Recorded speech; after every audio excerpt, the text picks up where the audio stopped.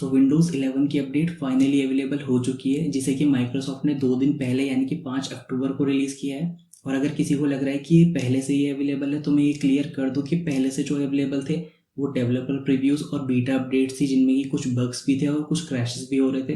लेकिन यहाँ पे जो मैं बात कर रहा हूँ, ये एक स्टेबल अपडेट की बात कर रहा हूँ और ये माइक्रोसॉफ्ट की तरफ से ऑफिशियल रिलीज़ किया गया है। तो इस वीडियो में हम इसी पे बात करेंगे कि आपका जो पीसी या लैपटॉप है वो इस अपडेट को सपोर्ट करता है या नहीं करता है। विंडोज़ 11 को बेसिकली अगर वो सपोर्ट करता है या नहीं करता है, और आपको विंडोज़ 11 की अपडेट कैसे मिल सकती है। तो मैं हूं शुभम एंड वेलकम टू आजकल टेक्सचर। तो बिना किसी देरी के चलो शुरू करते हैं इस वीडियो को।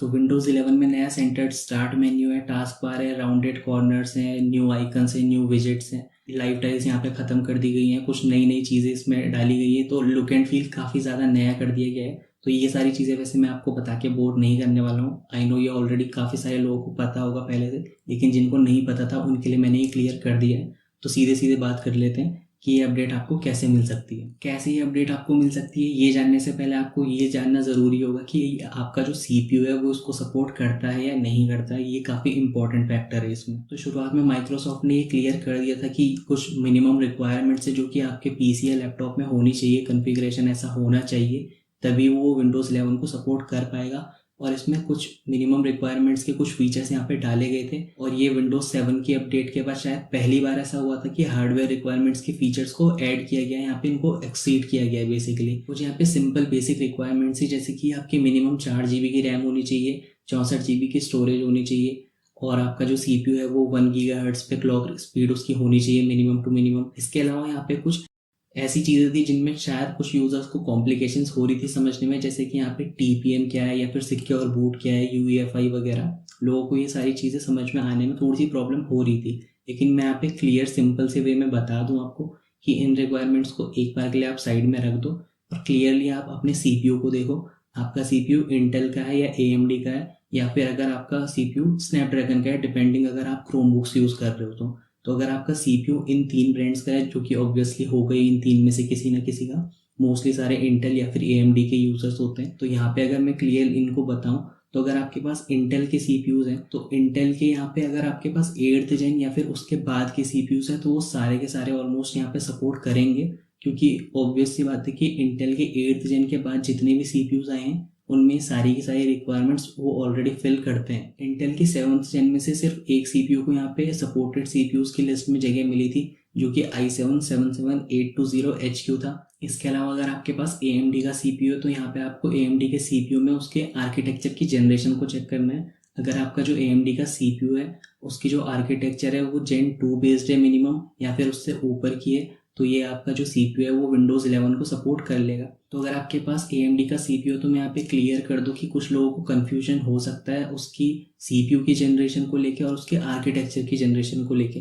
तो बेसिकली जो यहाँ पे रिक्वायरमेंट है वो Zen 2 बेस्ड जो सीपीयूज है वो आर्किटेक्चर की जनरेशन है, वो सीपीयू की जनरेशन नहीं है। सीपीयू की जो मिनिमम जनरेशन होगी वो Zen 2 बेस्ड आर्किटेक्चर पे जो बेस सीपीयू थे वो AMD Ryzen के 3rd जनरेशन के सीपीयूज थे। तो मैं यहाँ पे क्लियर कर दूँ कि AMD Ryzen के जो 3rd जनरेशन के सीपीयूज थे उनका जो आर्किटेक्चर था वो Zen 2 बेस्ड था, ना कि 2nd जनरेशन का। 2nd जनरेशन जो थी उसमें Zen plus based architecture use हुआ था। इसके अलावा अगर आपके पास क्रोमबुक्स वगैरह तो यहाँ पे मिनिमम टू मिनिमम स्नैपड्रैगन 850 की रिक्वायरमेंट है। 850 या फिर इससे ऊपर के जितने भी सीपीयूज होंगे वो सारे के सारे विंडोज़ 11 को सपोर्ट कर लेंगे। चलो अब बात करते हैं कि ये अपडेट आपको कैसे मिल सकती है। बेसिकली ये अपडेट लेने के यहाँ पे 2-3 मेथड्स हैं, मैं आपको वहाँ पे क्लियरली एक्सप्लेन करके बताता हूँ कि कैसे आपको ये अपडेट मिल जाएगी। तो फर्स्ट मेथड में आपको ये करना है कि आपको अपनी सेटिंग्स में जाना है। स्टार्ट मेन्यू पे आप क्लिक कर सकते हो, वहाँ से आप सेटिंग के आइकन पे जाके सेटिंग में जा सकते हो, या फिर आप सिंपली अपने कीबोर्ड पे विंडोज़ प्लस आई की को दबा के सेटिंग में जा सकते हो।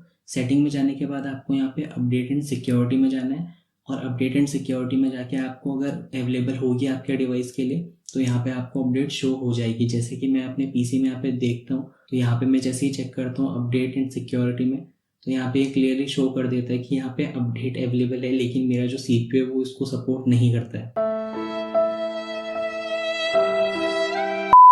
और इसके साथ ही साथ यहाँ पे आपको पीसी हेल्थ चेकअप टूल की यहाँ पे रिक्वायरमेंट अगर है, जिसकी मदद से आप देख सकते हो कि आपका जो सीपीयू है वो उसको सपोर्ट करता है या नहीं करता है, या फिर अगर वो नहीं करता है तो क्यों नहीं करता है। वो अगर आपको जानना है तो आप इसके लिए पीसी हेल्थ चेकअप जो ऐप है वो आप डाउनलोड कर सकते हो।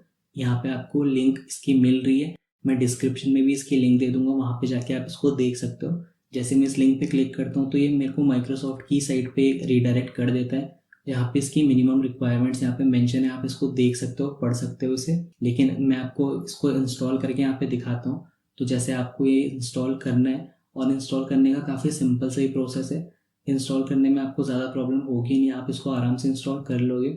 जैसे आप इसको इंस्टॉल करोगे, यहाँ पे आप इसको ओपन करने के बाद देखोगे तो यहाँ पे चेक नाउ का ऑप्शन मिलेगा।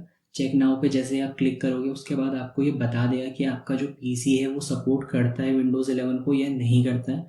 और अगर नहीं करता है तो ये उसकी क्लियर यहाँ पे आपको रीज़न बता देगा कि किस चीज़ की वजह से ये नहीं करता है। जैसे कि मेरे केस में ये क्लियरली यहाँ पे बता दे रहा है कि यहाँ पे जो Ryzen 5 2500U है वो इसको सपोर्ट नहीं करता है। लेकिन अगर इस मेथड से आपको ये अपडेट नहीं मिल रही तो आप दूसरा मेथड ट्राई कर सकते हो। दूसरे मेथड में आपको क्या करना है कि आपको जाना सेटिंग में, ये अपडेट एंड सिक्योरिटी में ही रहना है, और यहाँ पे आपको सबसे नीचे यहाँ पे विंडोज़ इनसाइडर प्रोग्राम दिख रहा होगा, तो आपको विंडोज़ इनसाइडर प्रोग्राम पे क्लिक कर देना है। यहाँ पे आपको गेट स्टार्टेड का ऑप्शन मिल रहा होगा, तो आपको गेट स्टार्टेड पे क्लिक करना है। गेट स्टार्टेड पे क्लिक करने के बाद यहाँ पे आपको रजिस्टर का ऑप्शन देखने को मिल रहा होगा। अगर आपने विंडोज़ इनसाइडर प्रोग्राम में पहले से रजिस्टर नहीं किया है तो यहाँ पे आपको ये ऑप्शन देखने को मिलेगा। आपको यहाँ पे रजिस्टर पे क्लिक कर देना है, और रजिस्टर पे क्लिक करने के बाद आपको यहाँ पे साइन अप करना होगा। साइन अप करने के बाद आपको यहाँ पे टर्म्स एंड कंडीशंस दिखेंगी, जिनको यहाँ पे आपको एक्सेप्ट कर लेना है। और यहाँ पे सबमिट का ऑप्शन आ रहा होगा, इसको आपको सबमिट कर लेना है और उसके बाद इसे क्लोज कर देना है। क्लोज करने के बाद आपको एक अकाउंट सेलेक्ट कर लेना है यहाँ पे, जो आपका पहले से लॉगिन होगा, या फिर कोई भी अकाउंट यहाँ पे आप सेलेक्ट कर सकते हो। जैसे कि मेरे केस में मेरा माइक्रोसॉफ्ट का अकाउंट यहाँ पे पहले से लॉगिन है, तो मैं उसको सेलेक्ट कर लेता हूँ और उसके बाद मुझे उस पर कंटिन्यू कर देना है। कंटिन्यू करने के बाद अब आपके सामने कुछ ऐसा यहाँ पे इंटरफेस सामने आएगा, जहाँ पे आपको 3 ऑप्शन देखने को मिलेंगे, डेवलपर चैनल का, बीटा चैनल का और रिलीज प्रीव्यू चैनल का। तो यहाँ पे जो पहला ऑप्शन है डेवलपर चैनल का और दूसरा ऑप्शन है बीटा चैनल का, इन दोनों को आपको सेलेक्ट नहीं करना है, बिल्कुल भी इनको सेलेक्ट नहीं करना है। आपको जो सेलेक्ट करना है वो करना है रिलीज प्रीव्यू चैनल, क्योंकि यहाँ पे ऑलरेडी स्टेबल अपडेट आ चुकी है, तो आपको डेवलपर और बीटा से यहाँ पे कोई मतलब नहीं है। आपको सीधे यहाँ पे रिलीज प्रीव्यू चैनल पे क्लिक कर देना है। और रिलीज प्रीव्यू चैनल पे क्लिक करने के बाद यहाँ पे कंफर्म का ऑप्शन आ रहा है, तो आपको इसको कंफर्म कर लेना है अगर आप इसको इंस्टॉल करना चाहते हो तो जैसे आप इसको कंफर्म करोगे, मैं तो यहाँ पे नहीं कर रहा हूँ क्योंकि मुझे अभी इसमें इंस्टॉल नहीं करना है, क्योंकि मैं नहीं चाहता कि मेरा, क्योंकि CPU यहाँ पे सपोर्टेड नहीं है, और अगर मैं इसको इंस्टॉल करूँ तो कहीं ना कहीं इसमें कुछ बग्स वगैरह हो सकते हैं, कुछ क्रैशेस हो सकते हैं, तो मैं वो चीज़ अपने प्राइमरी डिवाइस में नहीं करना चाहता। लेकिन अगर आपको करना है और आपका जो CPU है वो सपोर्टेड है और आपको अपडेट वैसे शो नहीं हो रही, तो आप इस तरीके से अपडेट इसकी ले सकते हो।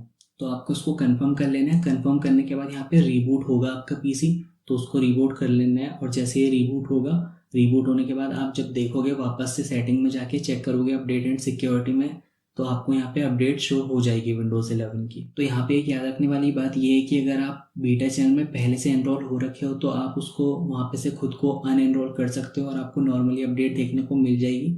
और अगर आप डेवलपर चैनल में पहले से ऐड हो और उसकी डेवलपर प्रीव्यूज को आप यूज़ कर रहे हो, तो आपको यहाँ पे विंडोज़ 11 का जो क्लीन इंस्टॉलेशन है वो करना पड़ेगा। इसके अलावा जो तीसरा मेथड है वो है मीडिया क्रिएशन टूल का यूज़ करके। तो अगर आपको मीडिया क्रिएशन टूल का यूज़ करना है तो यहाँ पे आपको माइक्रोसॉफ्ट की ऑफिशियल साइट में यहाँ पे ऑप्शन मिल जाता है, मैं डिस्क्रिप्शन में भी इसकी लिंक दे दूंगा, आप यहाँ पे जा सकते हो इस लिंक पे और आप अपने बूटेबल पेन ड्राइव बना सकते हो उससे, और मीडिया क्रिएशन टूल का यूज़ करके आप विंडोज़ 11 में अपग्रेड कर सकते हो। तो अगर किसी को मीडिया क्रिएशन टूल के बारे में ज़्यादा पता नहीं है तो मैं सिंपल से वे में बता देता हूँ कि इसका यूज़ आप करते हो या तो फिर क्लीन इंस्टॉल करने के लिए, अपने PC को अपग्रेड करने के लिए, जो कि एग्जिस्टिंग यहाँ पे आपके विंडोज़ है उसको अपग्रेड करने के लिए, या फिर आप इससे ISO इमेज बनाते हो और एक बूटेबल पेन ड्राइव बना के किसी दूसरे PC को इससे अपग्रेड करते हो। तो ये मीडिया क्रिएशन टूल का अगर आप यूज़ करके विंडोज़ 11 की अपडेट लेना चाहते हो, ISO इमेज इसकी बनाना चाहते हो, बूटेबल पेन ड्राइव बनाना चाहते हो बेसिकली, तो ये काफ़ी ईजी रहता है, ज़्यादा कॉम्प्लिकेटेड नहीं रहता ये। लेकिन अगर आपको कुछ भी प्रॉब्लम आती है तो अगर आप चाहते हो तो आप कमेंट सेक्शन में बता सकते हो, मैं इसके डेडिकेटेड वीडियो बना दूंगा एंड में। लेकिन मोस्ट प्रोबेबली आपको पहले 2 मेथड से यहाँ पे आपको अपडेट मिल जाएगी। तो चलो एंड में बात करते हैं कि अगर आपका जो PC है या जो CPU है, अगर आपका जो सिस्टम है वो विंडोज़ 11 को सपोर्ट नहीं करता है, PC हेल्थ चेकअप टूल का आपने यूज़ किया और उस पर कुछ रीजंस दिखा रहा है कि ये सपोर्ट नहीं करता है, तो इस केस में आप क्या कर सकते हो। तो क्लियरली मैं यहाँ पे बता दूँ कि अगर आपका जो CPU है वो सपोर्टेड नहीं है तो इस केस में आप ज़्यादा कुछ नहीं कर सकते हो। स्पेशली अगर आप एक लैपटॉप को ओन करते हो। बेसिकली अगर आपके पास लैपटॉप है तो उसमें आप सीपीयू अपग्रेड नहीं कर सकते हो यूजुअली। तो अगर आपके पास लैपटॉप है तो उस केस में तो आपको नया लैपटॉप ही लेना पड़ेगा, या फिर अगर आपके पास एक पीसी है, कस्टम पीसी आपने बनाया है, या फिर जिसमें सीपीयू को आपको अपग्रेड करने का ऑप्शन मिला रहता है सीधे सीधे, तो अगर वहाँ पे आपका सीपीयू जो है वो सपोर्टेड नहीं है तो आप उसमें सीपीयू चेंज कर सकते हो सिंपली। लेकिन अगर आपके यहाँ पे कोई और प्रॉब्लम आ रही है, जैसे कि वो सिक्योर बूट इनेबल नहीं है, या फिर टीपीएम वगैरह वगैरह की यहाँ पे आपको प्रॉब्लम आ रही है, तो ये सारी चीज़ें यूईएफआई वगैरह, ये सिक्योर बूट इनेबल अगर आपको करना है तो ये सारी चीज़ें आप बायोस की सेटिंग में जाके चेंज कर सकते हो। अगर किसी को नहीं पता तो बायोस की सेटिंग कुछ इस तरीके से दिखती है, तो आप बायोस सेटिंग में जाके कुछ चीज़ें चेंज कर सकते हो। जैसे फॉर एग्जांपल आपका सिक्योर बूट डिसेबल है बाय डिफ़ॉल्ट, तो आप उसको इनेबल कर सकते हो बायोस सेटिंग में जाके। ये ज़्यादा कुछ डिफरेंट नहीं होता है टास्क, थोड़ा सा देखने में कॉम्प्लिकेटेड लगता है इसके इंटरफेस की वजह से, लेकिन होता है सिंपल ही है।